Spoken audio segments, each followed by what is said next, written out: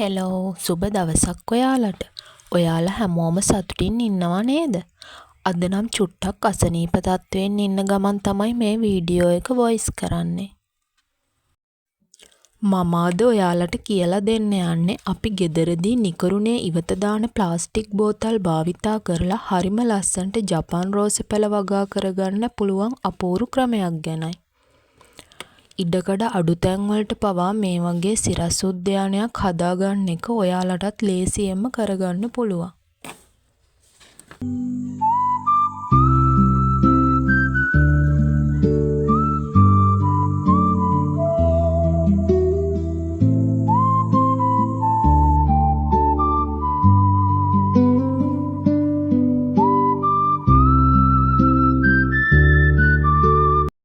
මේ සඳහා අවශ්‍ය වන්නේ ප්ලාස්ටික් බෝතල් ටිකකුයි බෝතල් කපන්න පිහියක් හරි කතුරක් හරි මේ බෝතල් එල්ලගන්න ශක්තිමත් ලණුවක් ඒ වගේම පොහොර පස් මිශ්‍රණයක් හා පැළ ටිකකුයි විතරයි.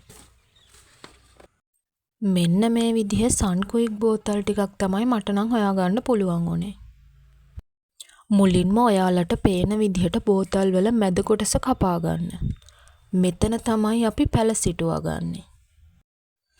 දැන් බෝතල් වල දෙපැත්තෙන් කුඩා සිදුරු දෙකක් විදලා ශක්තිමත් නූලකින් එකිනෙකට සම්බන්ධ කරගන්න ඕන. වතුර බැහැලා යන්න සිදුරු කීපෙකුත් තියාගන්න ඕන. මෙන්න මේ විදිහට. වතුර හොඳට බැහැලා යන්න යටිපැත්තෙන් කුඩා සිදුරු කීපයක් තියාගන්නවා නම් වඩාත්ම හොඳයි. දැන් අපි මෙන්න මේ විදිහට තමයි සිරස් උද්‍යානය සකස් කරගන්නේ.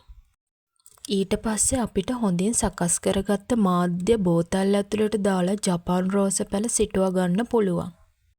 අපිට කැමති නම් මේ බෝතල් ඔක්කොම එක පාටකට වෙන්න තනි පාට ලැකර් එකක් වගේ ගා ගන්න පුළුවන්. මං නම් මේකට සුදු පාට ලැකර් එකක් ගාගත්තා. ඔයාලා කැමති පාටකින් මේ බෝතල් ටික ලස්සන කරගන්න පුළුවන්. දැන් බලන්නකො හරිම ලස්සන සිරස් උද්‍යානයක් සූදානම් වෙලා තියෙනවනේ. මේ ක්‍රමය ඔයාලගේ ගෙවත්තට අලුත් පෙනුමක් එකතු කරනවා වගේම පරිසරයටත් හිත කරයි. මේ වගේ තවත් ලස්සන නිර්මාණ බලන්න කැමති අය අපේ channel එක subscribe කරන්න අමතක කරන්න එපා.